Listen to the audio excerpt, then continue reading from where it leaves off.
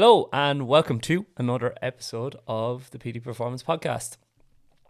Solo episode for you guys today, and I put up a question box actually on my Instagram story this morning just before recording this.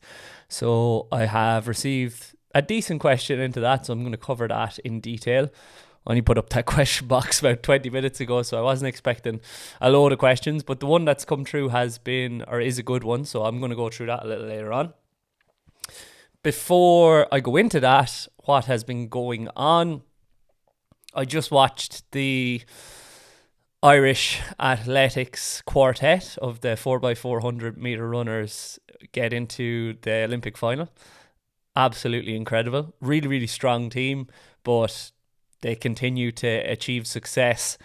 And for such a small nation, it is monumental, really. When you look at the medals table in the Olympics and where we are and the size of our country, it shows that investment of resources in facilities and coaching is improving the standards that we're achieving. And we do have a high caliber of athlete in this country.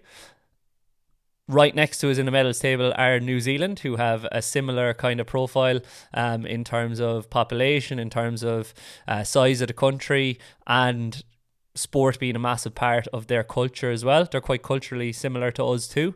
So it's great to see two countries that are so small punching well above their weight and achieving success in the Olympics. What stood out after that 4x400 were all of the girls, obviously, because it's a relay, ran really, really well. But I was particularly impressed with Sophie, who led off, Sophie Becker, who actually was on the podcast way back in season 1 and has gone on to achieve great things since then. But I think she was 50 point something on her first leg, and she competed in the individual event as well. And didn't get through in the repechage, unfortunately, but didn't seem to present with that much fatigue at all and ran a really good race. The next two girls ran really well as well. They're solely there for the relay, Kelly and Phil. Phil, obviously, and Kelly both have loads of experience, so they were able to put that into practice. Kelly got out so hard. When I was watching it, I was wondering, is she going to be able to sustain it? Now, she probably started to slow a little bit earlier because of fatigue, but she managed to keep us in a decent position where then Charlene, as she does, just takes over and absolutely just smoked the opposition. Probably could have finished in second if she wanted to, but she didn't need to. She bided her time behind the Canadian. She was kind of boxed in. When I was watching, I was a bit nervous saying to myself, is she going to be able to get out of this? But she just took her on the outside then, bided her time, picked her moment, and she does it really, really well.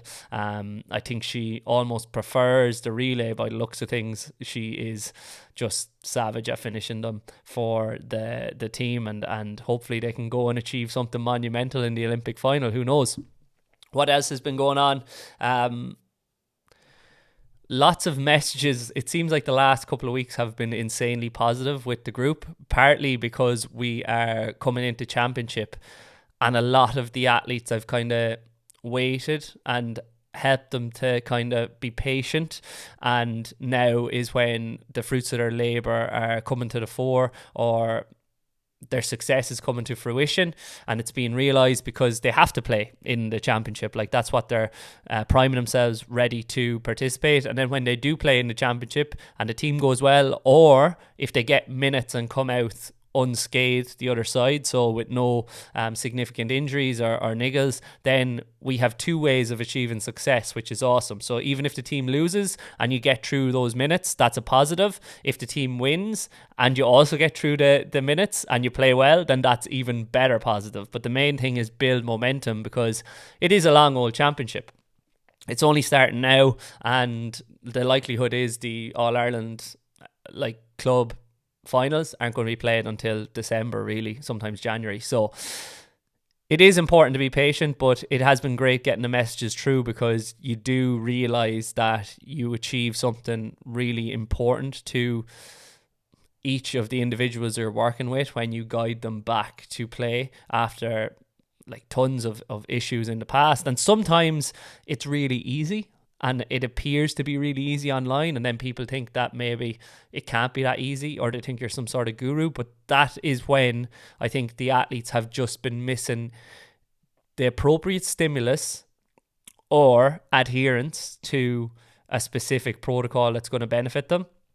And when they come to work with you, you're going to help with their adherence, as well as your coaching eye and figuring out what it is needs to improve, and then putting in place a progressive program that is going to continually stress the athlete and stress the tissue to adapt, but also progressively attempt to improve the athlete's movement skills and capabilities, as well as their feeling and sense of autonomy and empowerment as well. So you're helping them to become more confident in their own bodies and showing them what they're capable of, as well as focusing on the actual physiological response of the rehab as well, and reducing that pain response, hopefully in time, while improving strength, improving reactivity, improving all of these metrics that you're able to test, I suppose, and assess, that are the more physical elements. So that's been going on work-wise. As well as that, we have this event running, which is, it has me kind of up the walls at the moment. I'm looking forward to it, definitely, but I'm also looking forward to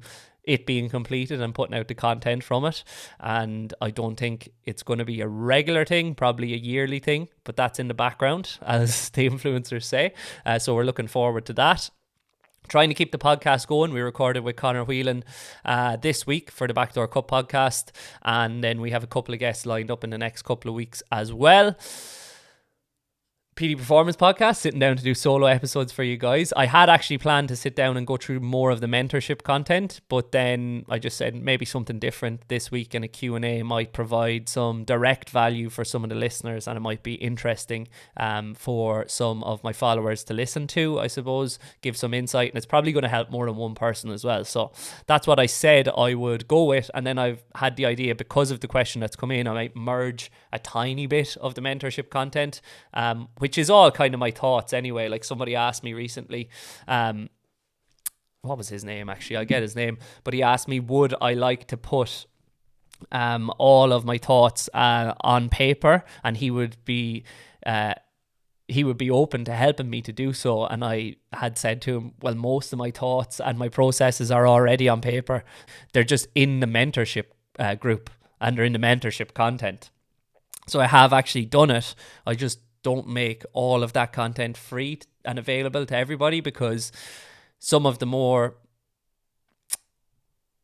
nuanced stuff and the really, really valuable stuff, like, I want to keep so that I get some benefit from giving it to people and guiding people through it, I suppose. And I don't think there's anything wrong with that. I'm still putting a lot of the content out here and providing really high value, and I pride myself on trying to provide more value with my free stuff than others do with their paid for stuff, essentially. And that is still a goal of mine. I had a conversation in the gym last night about, just with somebody that's starting out their online journey, and they had the idea that they were going to post up a post with a new release of a challenge, I think a 6-week challenge or an 8-week challenge, like a lot of online coaches use that model, but they hadn't really posted anything yet.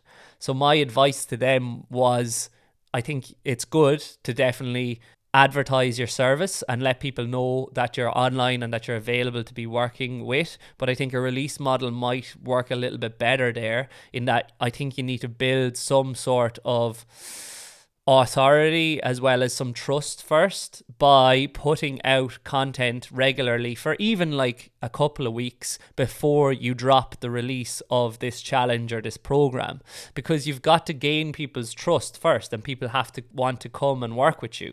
And the likelihood is, if you put that up, that challenge, but people don't know who you are as a coach, as a person, and they don't know the value you can provide or the knowledge that you have, then it's going to be less likely that they're going to sign up to work with you.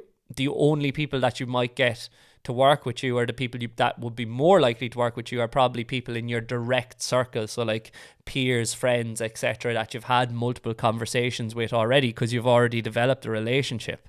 So I think what I have realized over the last few years is continue to strive to put out high value content and provide value to people for free, and then it comes back to you in kind down the line.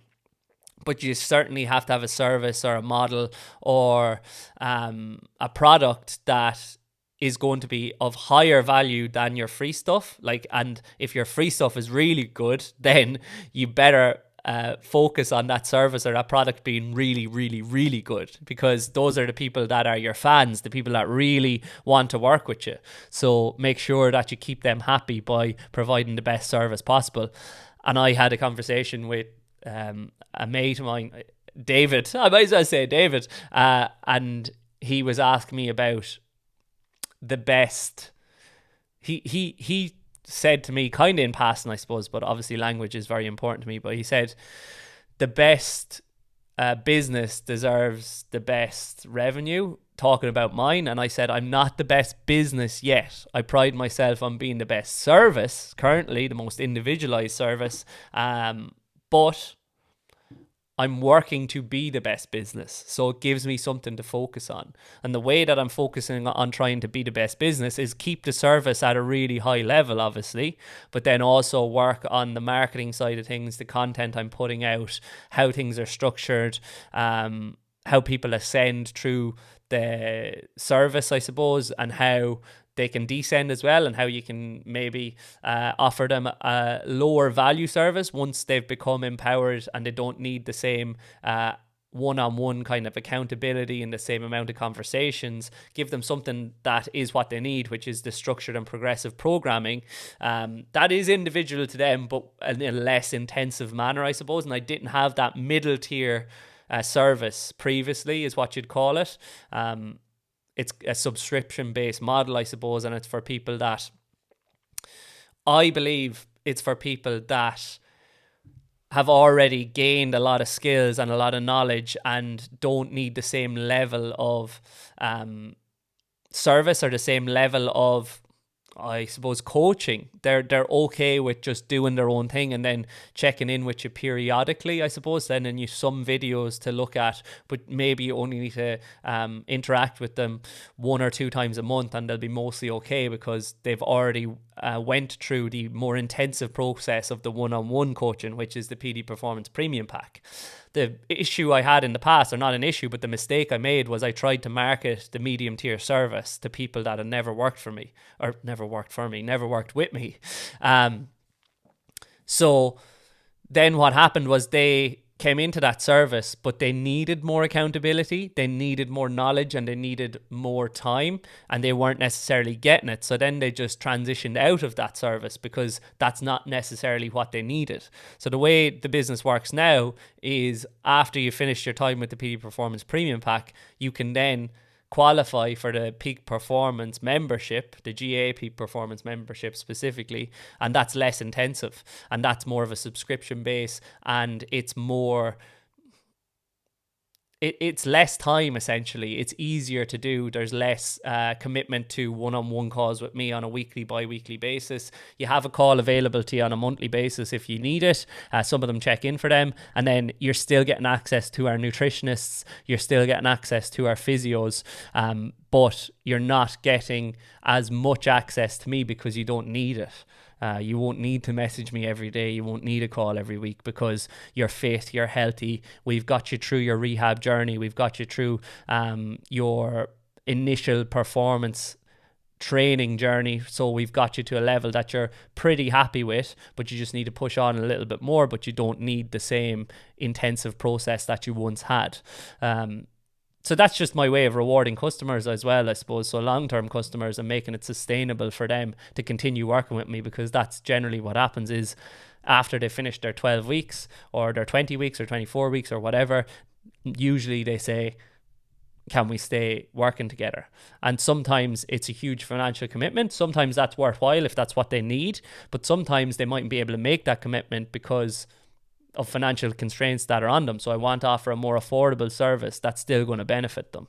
So that has been going as well, and I've been having conversations around business and online business with that particular person. And it's mad that you have to go and learn all this stuff for yourself. Like, you're not taught any of this stuff in college, university, anything. But it's simple stuff, I suppose, but people find it really daunting because they have quite a remedial knowledge of it and they've never learned anything about it. And then as a result of that, a lot of coaches, both in person and physios, they don't want to learn it at all because it seems daunting, and it's not something that is taught in the traditional sense and not common knowledge, I suppose. So then they think that there's something wrong with having business skills, whereas like business is what you make of it. People do good business every day. People do shady, bad business every day. It's your choice in terms of your morality, what you want to do. So you can do business for the right reasons and try to provide value to the world and provide a service that's needed to people, that's going to help people. Or you can try to focus on just taking money off people for things that aren't valuable at all. And I don't think the latter happens that often, to be honest. I think for the most part, people have good intentions. And as a result of that, and those good intentions, people want to do good work. So they're going to pride themselves on doing good work and do the best that they possibly can. And that's what I strive to do anyway. In terms of the golf game, don't think you're getting away from me on the golf. I had my second lesson yesterday and we figured out what I was doing wrong with my driving. So I wasn't releasing the club at all. I was trying to strong arm my driver. So just trying to use the same strategy for my driver that I use with my irons and that I'm successful with my irons. And it's the reason my irons go so far, but it's also the reason that my driver goes so wayward and is so inconsistent. So very simple cueing, to be honest, and we tried loads of different things, and it's interesting going to a golf coach or a golf pro because there's so many similarities in what they do and what I do as a coach. They use cues, they use constraints, they try things. Some of them work, they try other things, some of them don't work, and they just say forget about that, leave that one alone. They're talking a lot about specific feelings, and from the specific feelings, then they're getting the actions then thereafter, and then they're showing you the visual feedback of the video to show you what you're doing differently, and then they're giving you confidence as well in that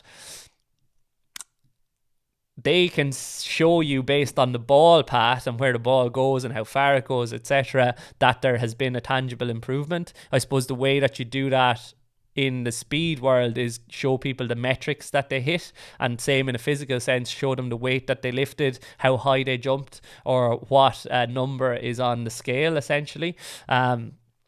It's very interesting observing that. But there's a similarity as well in that I was thinking, so what makes me good at my irons also makes me bad at my driver.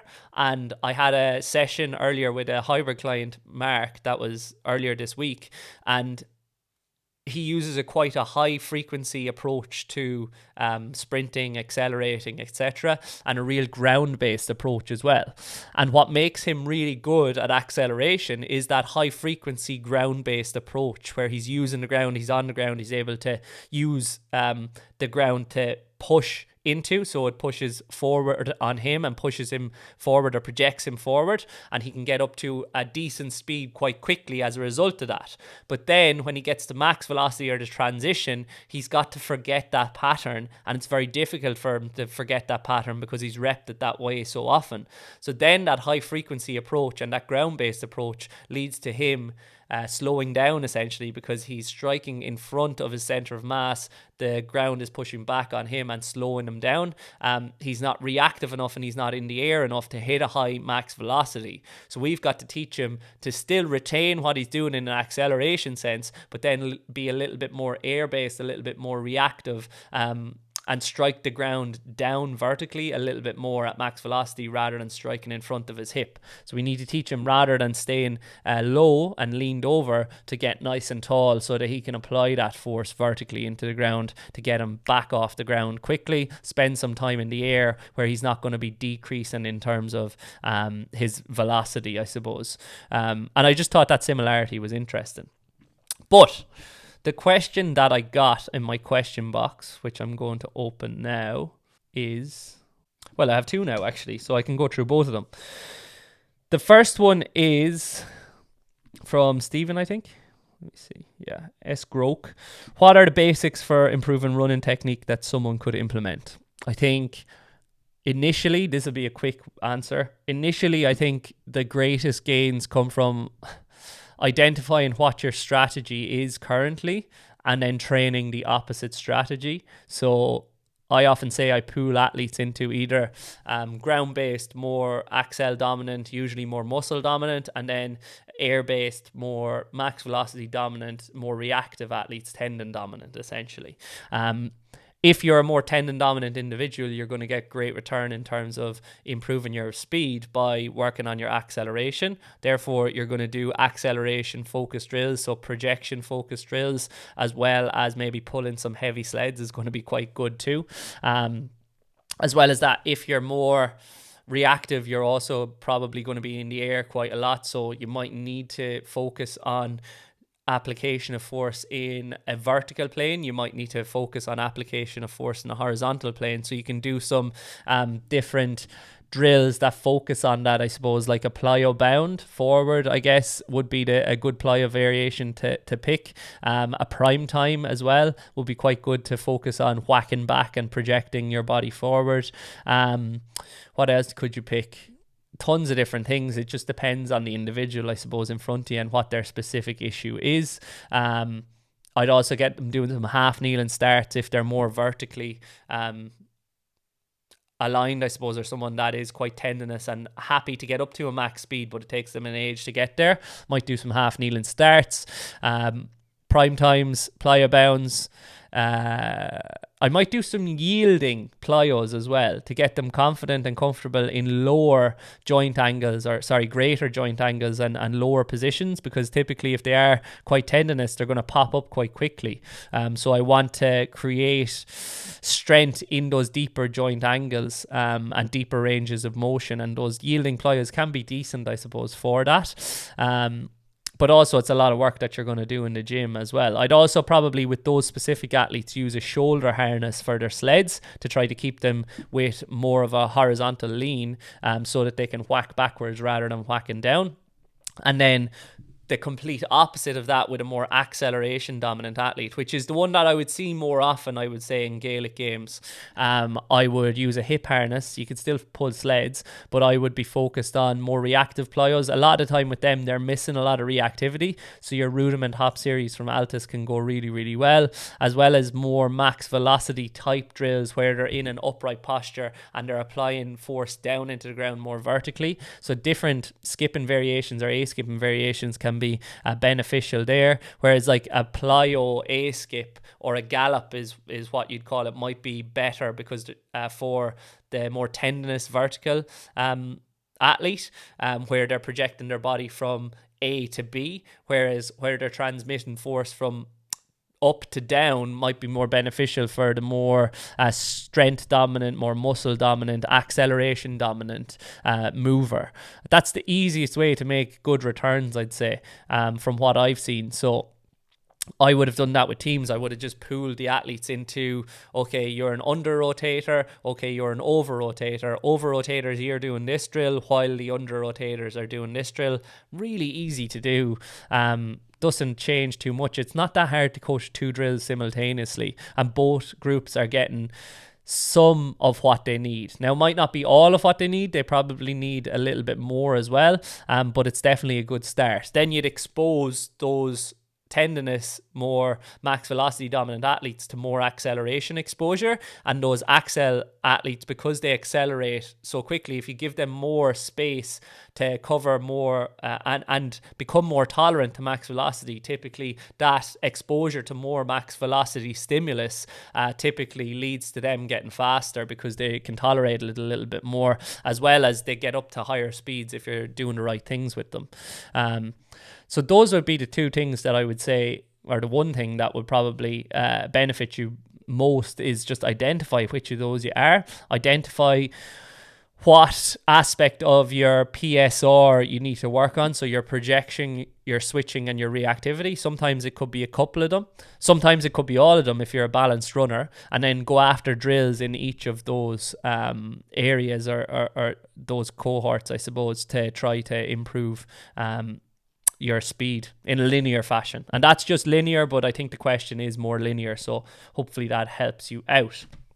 The next one is a little bit more nuanced. So the next one is from Fran, and he asks, he says, gluteal and high hamstring tendinosis, 2 PRP jabs done. What does my gym rehab look like? So there's a lot in this question, and he's managed to fit a lot into that small little question box, but I'll do my best to go through it. So tendinosis, as a result of probably chronic tendinopathy in that area, is a precarious one, and I generally try to stay away from PRP injections if I can with athletes. Now, I don't actually recommend them. It's usually with physios that I'm working with. So the physio will recommend the PRP with the doctor, obviously. But most of the physios I work with would have a bias towards movement and trying to improve the tolerance of the tissue through identifying what the movement problem is, rather than specifically just thinking of the tissue and trying to promote healing. Now, that's not to say that a PRP injection is never appropriate. Sometimes if you have a specific time frame and you've exhausted all means of trying to improve how the athlete moves and reduce the pain, I suppose, in that tissue and the inhibition of that tissue, then maybe a PRP injection is appropriate. But typically the people that get PRP injections are the same people that continually get them. Partly because they think that, I felt great after that last PRP injection. Now I'm feeling shitty again. I'll just get another one and it'll feel better. But partly because when they get the PRP injection, what that actually does for you, it promotes the healing so that it can reduce your pain, so that then you can go after the capacity a little bit more. But a lot of people just think, it's improved my pain, I can move a little bit more, I'm just going to leave everything alone and go back to playing. And then you're not changing your strategy at all, and you're not changing the root issue or the root problem.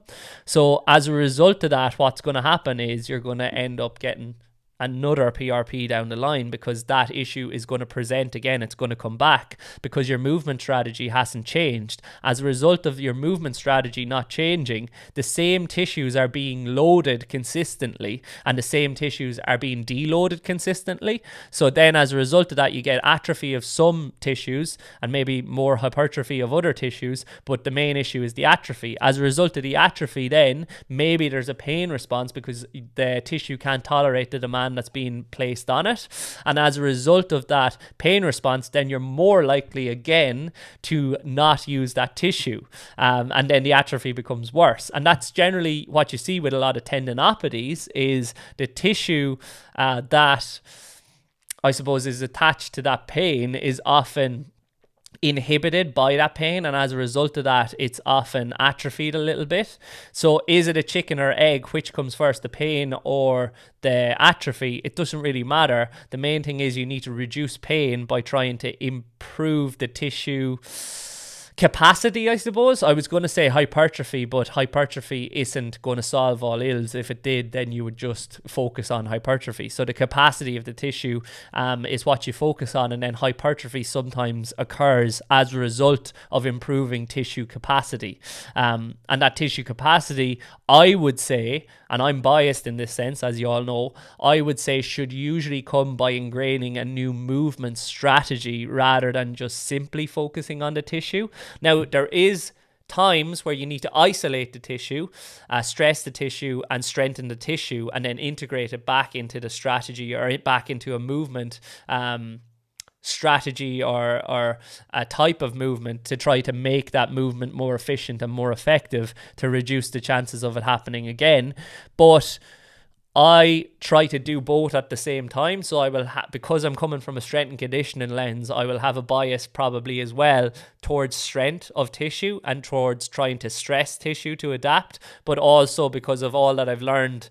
And that didn't work all of the time for me. And I realized movement is important. It's not just how much force you apply, but it's how you apply it. I've gone down a more movement focused lens as well. So I merged the two together and identified different times where one is more important than the other. And as a result of that, then hopefully we can get to a level where the athlete is now moving differently. And then that tendinopathy or tendinosis has reduced. Now, usually it's at the stage of tendinopathy when you're coming in for implementation of this kind of process, I suppose, rather than tendinosis. Now there's actual degeneration of the tendon because of that chronic tendinopathy. So it's more advanced, I suppose, stage, but you'd still treat it somewhat similarly, but probably more conservatively. And as a result of that, I would probably recommend this be a long rehab process and return to play process rather than a shorter one, because you've got the 2 injections already. I don't think you're going to get any benefit in terms of longevity or coming back long term by being aggressive with this. I would say it's at a stage now where if you want to continue playing this sport that you love long term, you probably need to take some time away from it and just focus on your movement capacity and focus on trying to reduce the incidence of this issue. How would it look then, I suppose, is the next thing in terms of that question. And what do I see probably? So I would kind of sway away from giving broadcast statements and actual recommendations for rehab here. Partly because I'm not covered, because I'm not your coach, I'm not your physio, etc. But partly because I can only speak from my experience and I haven't got the full picture because I haven't seen you move at all. I can just say what I have seen a lot of, I suppose, with athletes that have come to work with me and what has worked in that regard, and then maybe what I would focus on in a general sense with these specific type of issues.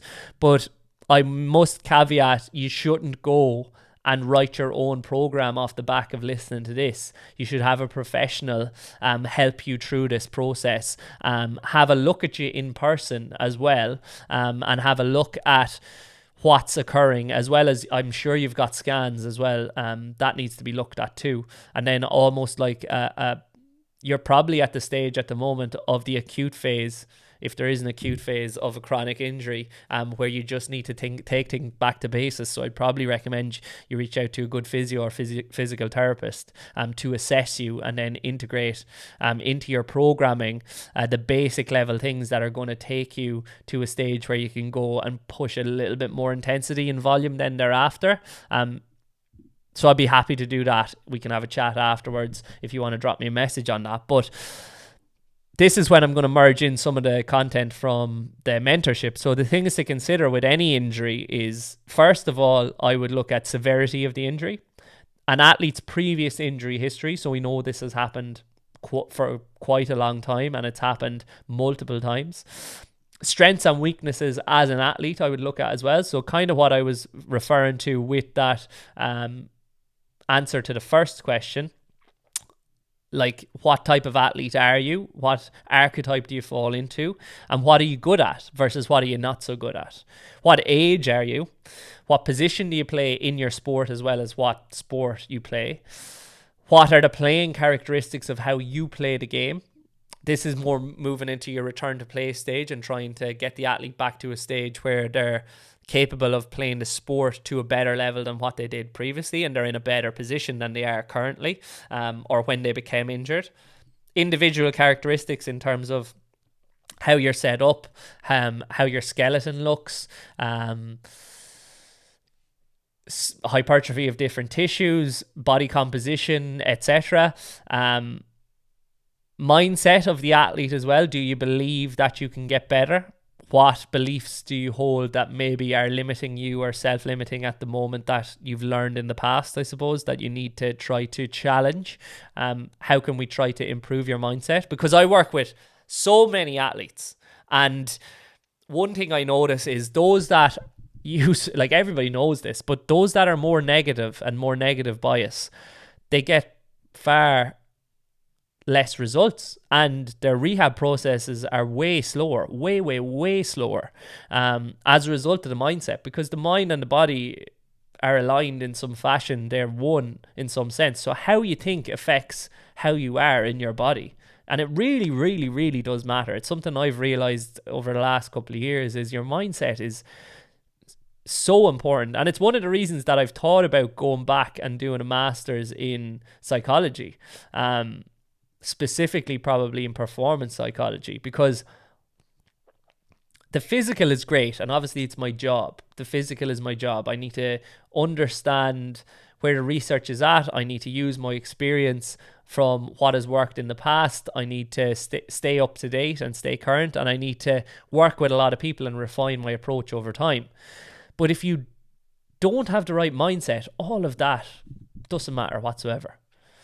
And sometimes, from what I've seen in working with teams and athletes and teams can play above themselves because of their mindset in spite of their physical performance. Now, both can merge together in that you can work on your physical performance and how you feel physically, and that can impact your mindset in a positive manner and your confidence in a positive manner. And that's kind of the avenue I try to go down. But equally, you can probably try to improve your confidence by just focusing on the psychology and the self-limiting beliefs. And then that can impact your ability to commit to action in regards to your physicality, I suppose, and your physical prowess.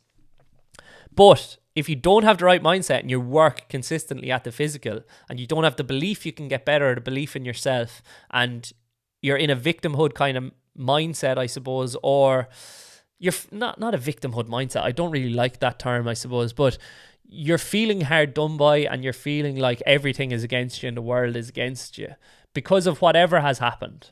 If you're consistently in that state and in that high stress state and that poor mood state, it's going to impact your rehab and return to play process monumentally. So you need to understand what makes the athlete tick, why they play the sport, what they get from the sport, what motivates them, and what's important to them versus what's not important to them. And then the last thing you need to look at is probably the time frame for getting back.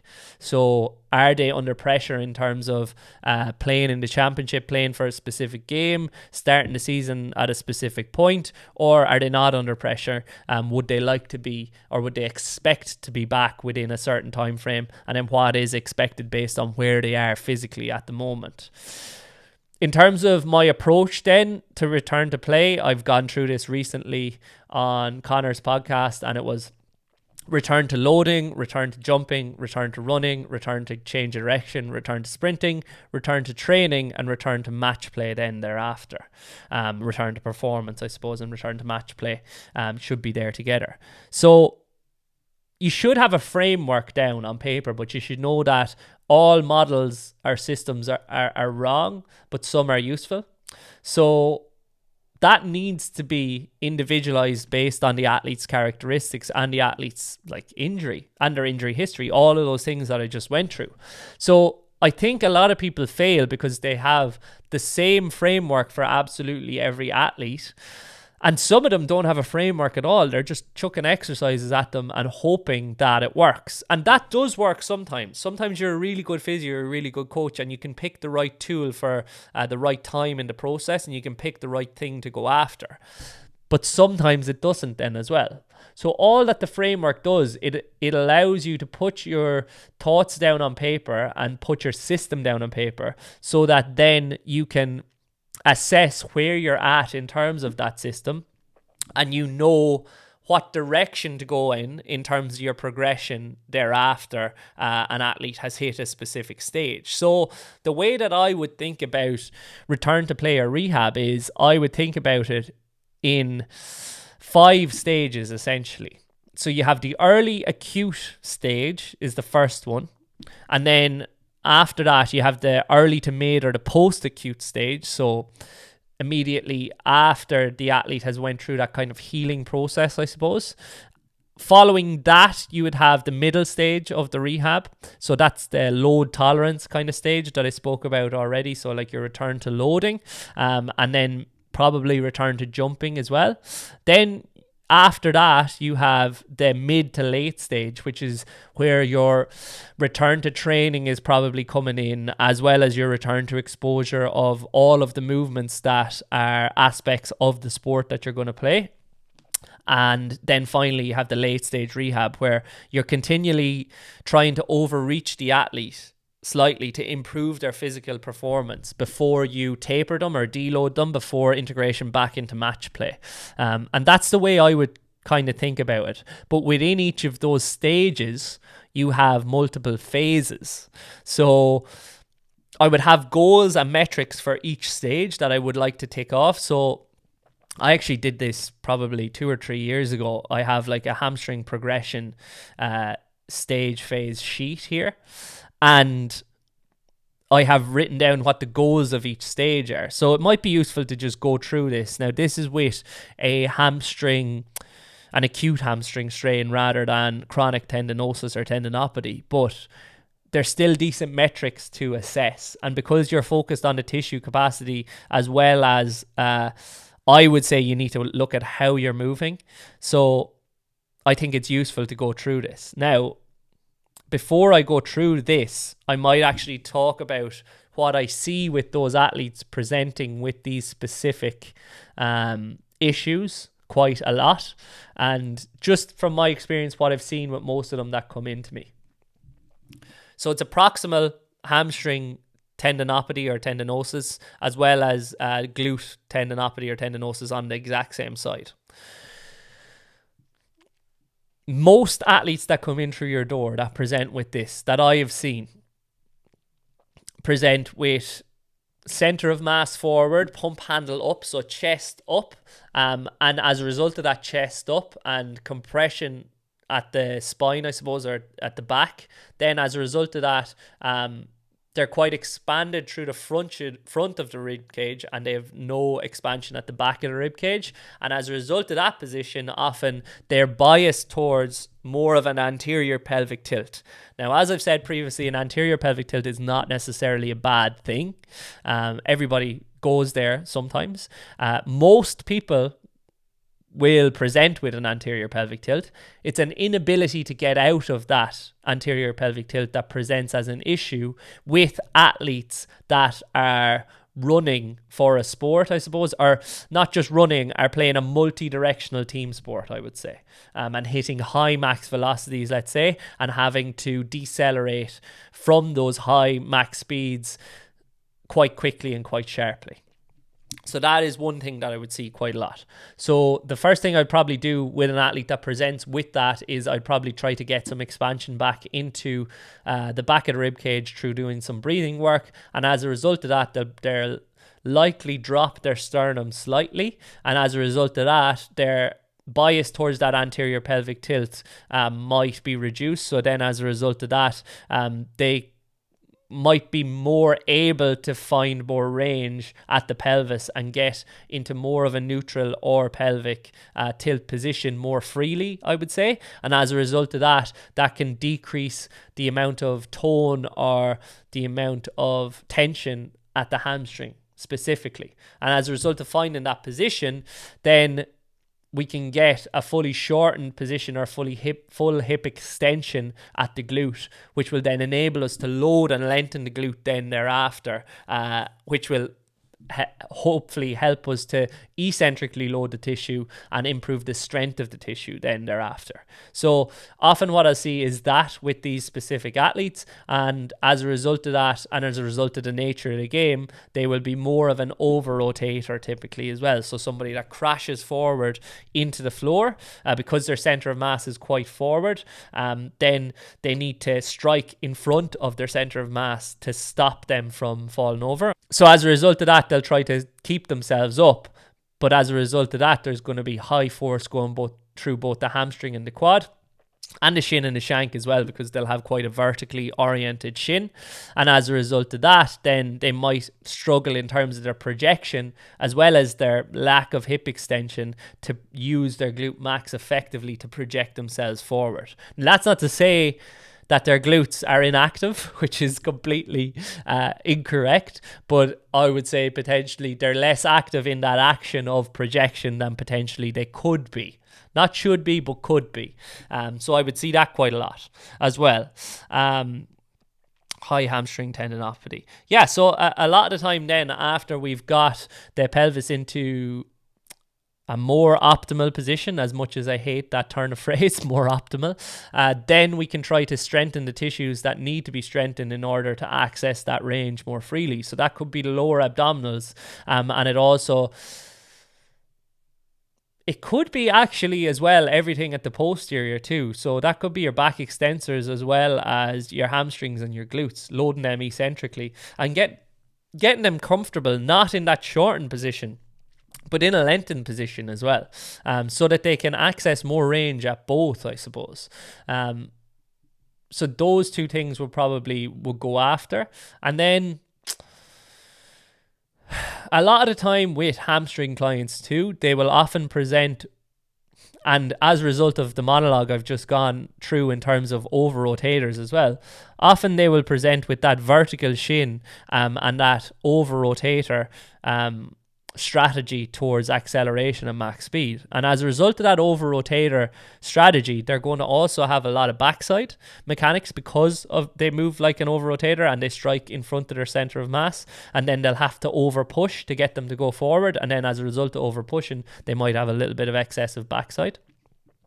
But as well as that, let's say, because they're striking with that vertical shin and because they're using that high frequency approach and they're over pushing, their reactivity typically isn't amazing. So I'll also probably go after the foot and the ankle, and I'll also try to improve their reactivity at the ankle to get them a little bit springier, to take a little bit load off of the hip, because at max velocity, we want to be reactive off the ground. We want to impact and impart the force through the hip, but we want to have a stiff and reactive shin and shank in order to be more efficient off the ground, so we don't have to push all the time, and all of the force doesn't have to come from our hip, essentially. So we're deloading the hip by improving the tolerance and the capacity of other tissues in the chain.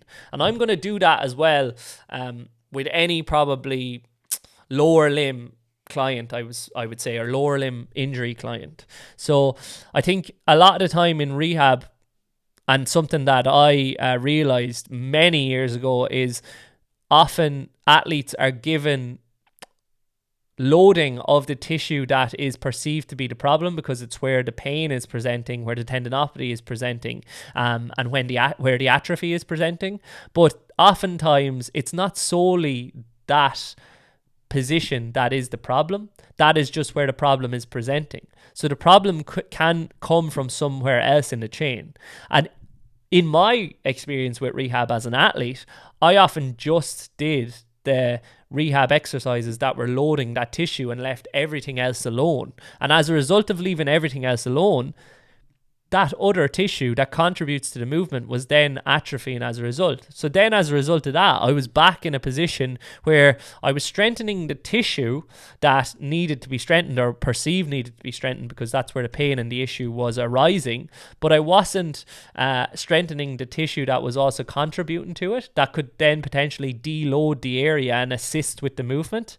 And as a result of that, then when I came back, the issue just arose again, because now I was not only detrained in terms of my cardiovascular fitness and my exposure to the movement demands of the sport, but also my tissues have become detrained as well because they hadn't been loaded at all. So that's when I kind of realized, look, a rehab program is the same as a training program. You just need to integrate your exercises that are perceived as more rehab focused into an effective training program, and that's how you guide an athlete to become a better athlete, which is going to reduce their risk of this issue arising again, as well as the risk of another issue arising when they return to the pitch. And that's how you do rehab and return to play effectively. It's not simply sort the pain in the specific issue in the specific tissue. I also might look at, if they're not very reactive, their foot mechanics. And I'm doing Gary Ward's course currently. I'm almost finished it, actually, as recommended by David Gray. And it's great. It's a lot about joint mechanics and how different tissues load, and how we get load into different tissues. It's a very biomechanical focus, and you need to understand the human body if you're going to be working with the human body. So I should have done it ages ago, actually, because I actually just did DGR Interactive and took lots of learnings from that, which are kind of coming from this, I suppose, but with a more practical lens, I would say. So a lot of the stuff I'm going through, I'm getting through it quite quickly because I already know a lot of it, because I've had experience with similar things in the past.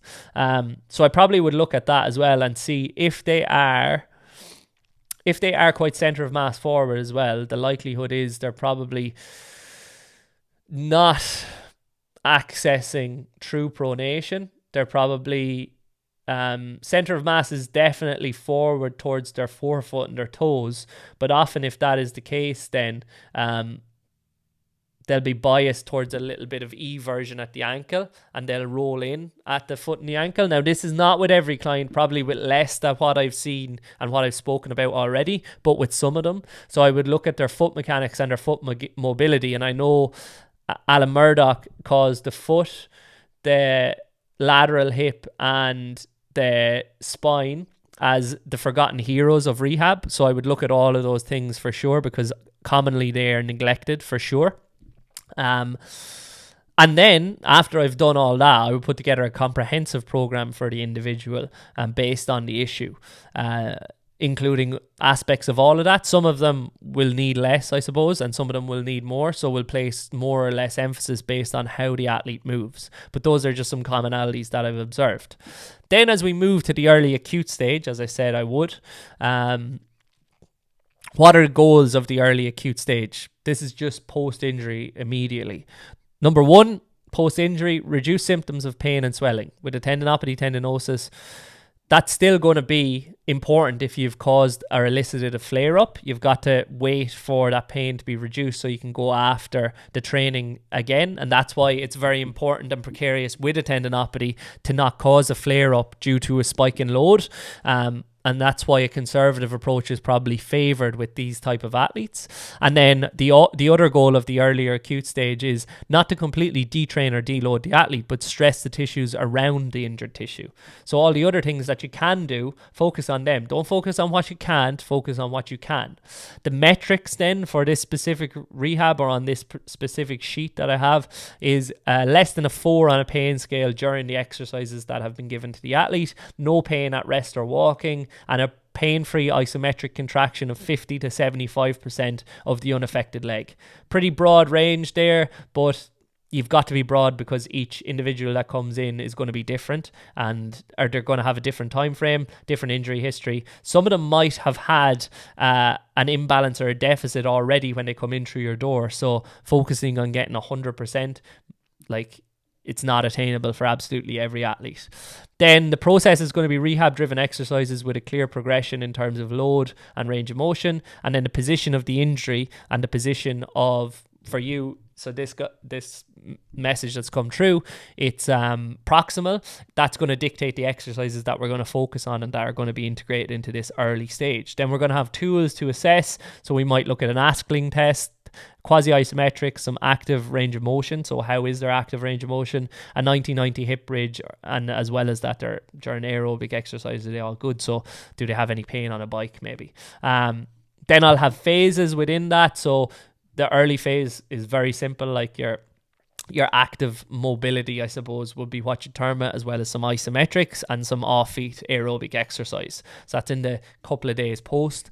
Not everybody's going to do that. That's for an athlete that is well trained already, let's say. And then phase 2 is going to be, it's going to encompass mobility, isometrics or quasi-isometrics, some hip extension work, some calf work or shank work, some anti-rotation, some rotational core work as well, some foot mobility, some lateral hip work if we can tolerate it, and then some extras in terms of aerobic exercise off feet again.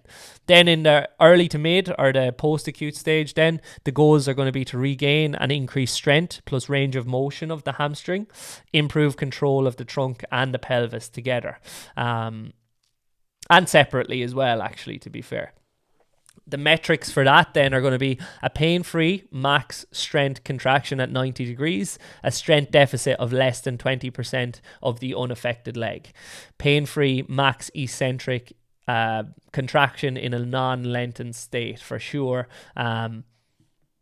And then the process for that is going to be submaximal eccentrics and bilateral landing mechanics maybe, as well as we might return to force absorption here. We might do some hip lock drills as well.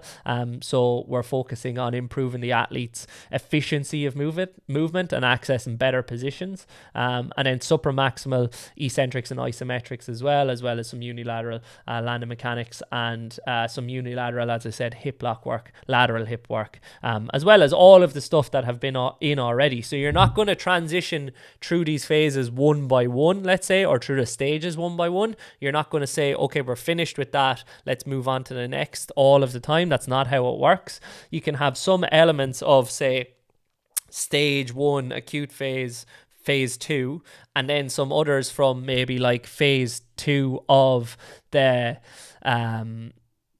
post-acute phase, or the early to mid level phase, and then others from the more advanced phase. You have to meet each athlete where they are, I suppose, but you're not going to grant them access to the next level unless they can pass these goals and these metrics for rehab. Generally, there might be outliers with that, but generally you're not going to grant them access. Sometimes you might do so conservatively if the athlete's becoming frustrated and it doesn't seem to be coming back, the metric that you're chasing, and it's still in a acceptable position, I suppose, or an acceptable range, and you'll also have to have a conversation with the athlete, with the coach, and with the physio or the physical therapist if that is the case before progressing them. Then, just as example, in stage 1 then of phase 1 of the second stage, I have assisted hamstring loading, some hip extension work, some eccentrics for both distal and proximal. Now, they're not going to be necessary to be in for both athletes that have maybe a proximal hamstring tendinopathy versus a distal one, but I think what I had this down on paper for this framework was so that I could refer back to it, because I was working with so many athletes in the clubs I was working with that I had to I suppose get out of my own head and get back to the paper kind of progression that I had. It's very systemized. I wouldn't use this specifically the way it's used now, probably. I don't actually refer to it very often at all anymore, because I just kind of know the system a little bit better at this stage, but it was still useful at that time. Then I have assisted eccentrics for the distal hamstring, assisted eccentrics for the proximal. I have isometrics in there. I have anti-extension core work, flexion extension. I have lateral flexion and anti-lateral flexion. I have anti-rotation and rotational stuff, and then in the following phase, I have all of that stuff, as well as some hip lock work, some extensive plyos and landing mechanics work as well. And then following that, I have a third phase in this specific phase that includes still some extensive plyos, but where I'm decreasing maybe the eccentric load. So I have some box jumps in there where there's going to be less of an eccentric demand. I have some banded and bar assisted jumps as well, and then progressing then onto more horizontal jumps, so seated broad jumps and broad jumps then thereafter, as well as jumps in a lateral and rotational. So I have lateral bounds in there, loaded, unloaded with med balls. I have single leg rotational hops. So it's very individual based on the athlete, obviously. And then finally, I'm going to go through, I'll go through them all, but just briefly, I suppose, for the next few stages. The load tolerance stage, so the middle stage, the goals are to increase the ability of the tissue to tolerate the loads experienced in a game, increase the ability to contract and control the hamstring at high speed. And then the metrics I have are unilateral CMJ jump profiling. I have less than 5 to 10% bilateral deficit in an ISO-K, or in an isometric strength test as well. I have full strength at length with no pain. And then the process, I've added in all of the above stuff, as well as some high speed eccentrics, high speed concentrics, and some oscillatory work as well. And then some short to long accelerations and exposure to change direction as well, so getting back to a pitch, and some linear tempo in there too. And then now, following this a few years ago, I'd obviously have extensive work on drilling and drill based training, I suppose, to try to improve the movement strategy of the athlete and help them to become more efficient and then more effective as well. So we probably pull some heavy sleds in here too, at that phase. And then I will skip going through everything in that to go to the mid to late stage. So the goals are to reintegrate the athlete to training and to stress the athlete progressively to reach a higher level of performance than before. The metrics are abilities to hit specific max speeds pain-free and tolerate them. And then as well as that, the process, the other metrics in there will probably be tolerance to training volume, so percentage of training volume and minutes across the week as well. as well as exposure to non-chaotic drills, progressing to more chaotic stuff and more small-sided game stuff. And then the process I have in here is acute to chronic work rate ratio, or acute to chronic ratio of 0.8 to 1.3. So trying to progress by about 15 to 20% in terms of volume, no more than that per week in terms of training involvement. And I have in here, 15 plus or minus 5% weekly. I think that's even very aggressive. Sometimes I would go a little bit more aggressive. I might go 25% increase per week. So I might go 50% of training involvement with your own microdose speed work, followed by moving into maybe the following week 75% if you have no games.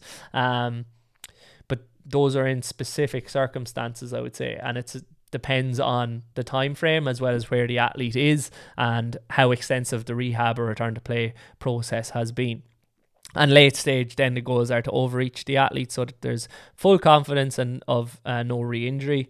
And then the metrics are repeated sprints or repeated high-speed efforts with no breakdown in technique or pain, and ability to tolerate greater than 100% of the worst-case scenario game demand. So that could be your game simulation stuff that you might do too, and that's in the late stage. And that's the framework that I would go with. I don't know if it's the exact framework I would go with anymore, but it's the framework that I did go with a couple of years ago, 2 or 3 years ago. It has been more refined. I have done a presentation on the DGR interactive service on my return to play framework.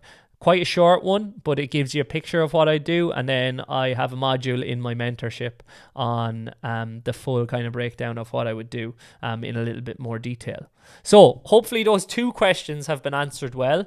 I'm afraid the answer to the hamstring tendinopathy or tendinosis one is it depends. But hopefully I've given you an idea of what to go after there, and I'll drop you a message as well to see how you're getting on.